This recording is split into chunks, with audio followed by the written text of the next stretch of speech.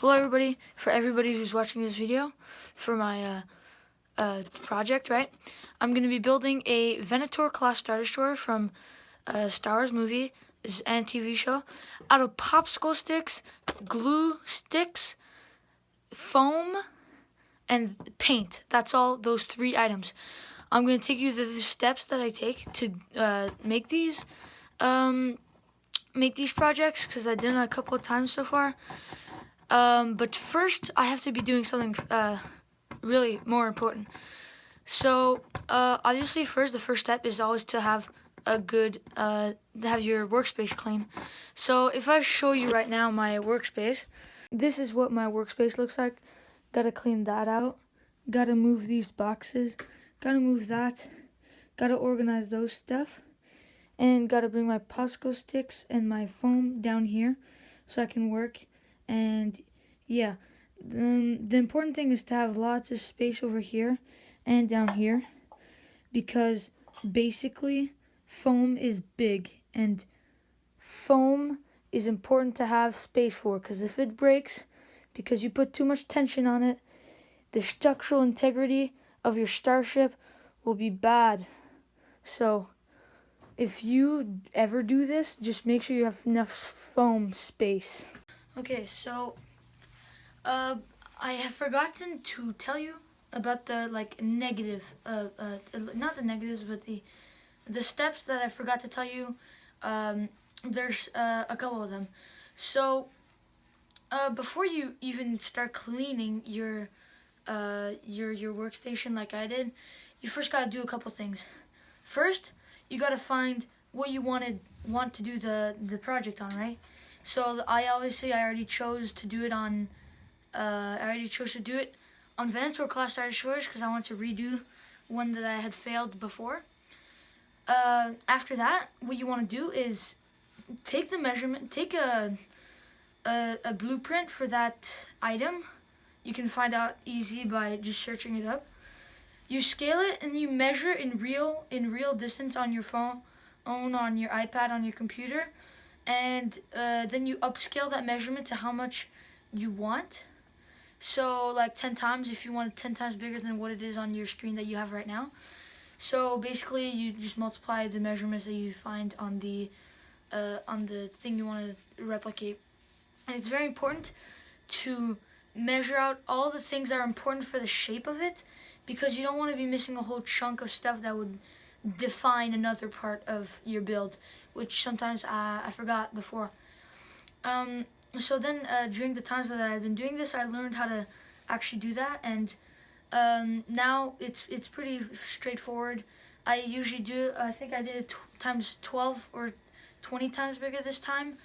And yeah, and now for the last of the for the parts that I forgot, is to take those measurements, make make 3 drawings. One from the side to show thickness and height of your build. One from bird's eye view to see the length and the width, to see well, obviously the length and the width. And then you also probably want one with engines or something else that you can't see in the build, that you have to do more research on, that you can't see in the blueprint. So like engines, usually you can't really see that. So I dedicate another section usually to putting engines in for the measurement, the diameter usually, because usually it's a circular engine.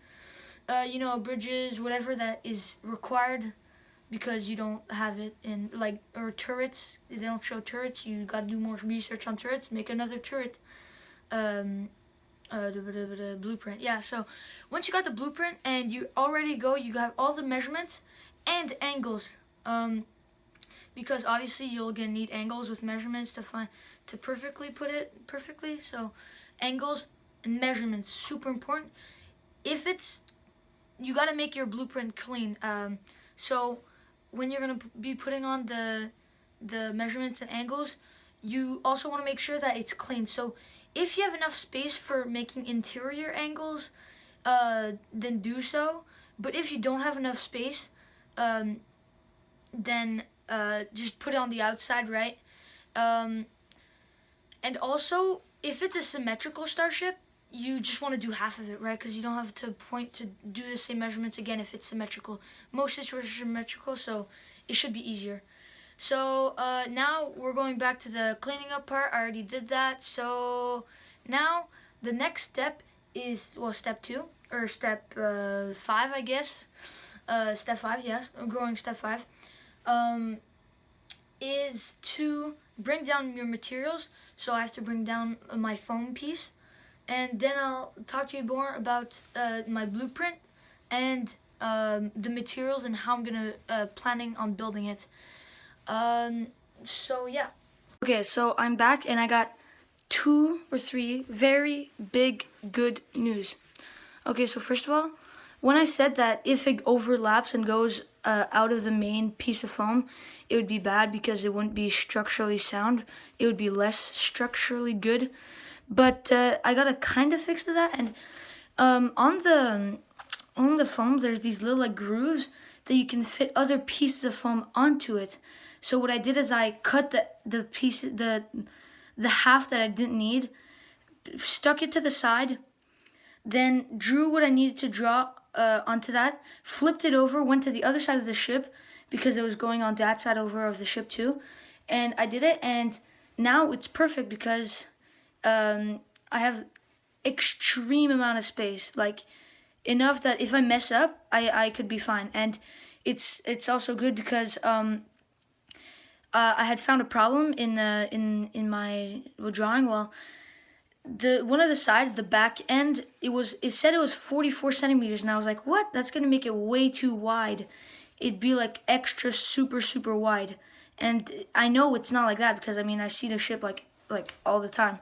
So yeah, then I went back up, measured back, and then it was 24 centimeters instead of 44, and that saved me a lot of space, a lot of foam.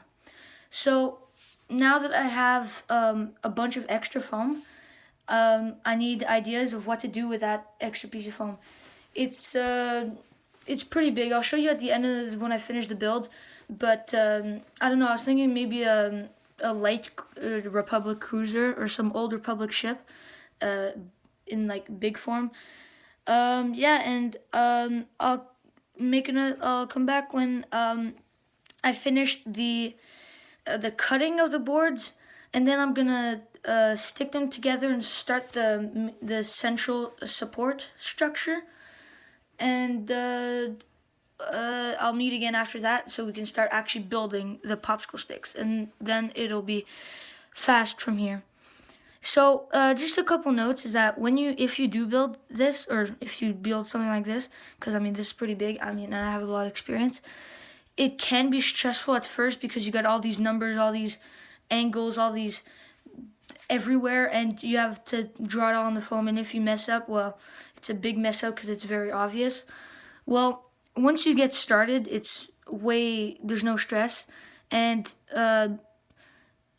it does suck when you fail, but like you could still kind of salvage it if you think about it a little bit.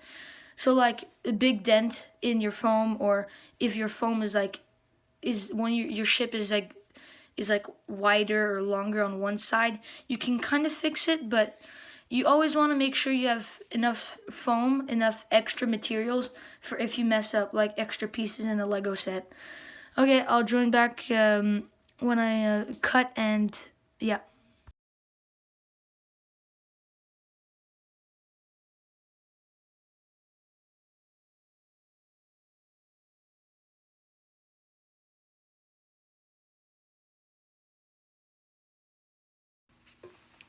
Okay, so I finished cutting the pieces, and let me just show you what the height of it is gonna be in total.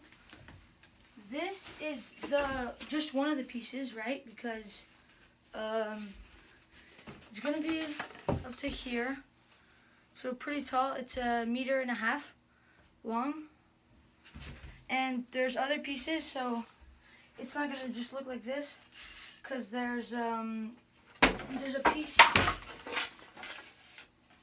There's a piece that goes. Okay, so at the moment I just completed the framing of the build, like that. Well, basically, now I have to clean up my space because it's looking very, very dirty. Like, let me show you. I'll try to show you. Like, there's a bunch of foam everywhere. And that's just not good. I don't want any foam because obviously I'm going to be using it for the support structure. I'll show you that like right after. So I finished cleaning up and not the framing, but just the building, and now I'm starting to make the center framing because that's the most important for strength, structural strength. And so what I did so far, I just cut some pieces up to make the end here, and so you see I'm gonna do here, and it goes up and go all the way over there. So yeah, and yep, I'll see you when I finish that. Okay, so basically you might not be able to tell, but these are going to be the main support structures. So if we go over here, you can see I put the first popsicle sticks, and it's going to go flat from there, and then it's going to go down from there, and then each little block is going to be a support structure. Now I know it's going to be going up, so basically I'm going to have little like stubs of one tall popsicle sticks to like lift it up so that the main part is extremely strong. So I'm restarting to work on the ship, and instead of doing the support structure first, I'm gonna actually build the sides of it, just to have the rim, and I'm gonna make all the sides so that when I do get to building putting popsicle sticks in, it's gonna be easier, and I'm gonna have my plan. Everything's gonna be straightforward. Okay.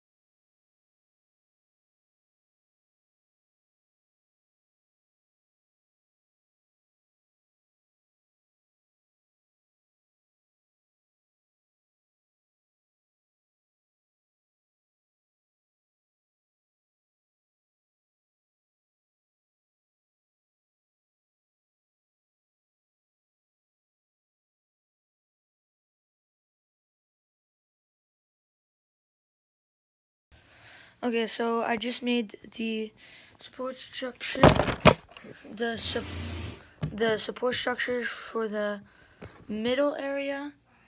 So now I can start with the sides, but first I have to make these sides here, right? Like lift them up so that it can show the hanger like it is in the movies, and in the actual ship there's like a hanger right here, and I have to lift it up a bit just to, you'll see at the end. But then I can start putting on popsicle sticks on this side here, and then that side, and when that's done I'm gonna do here, and I'm gonna do the engines after.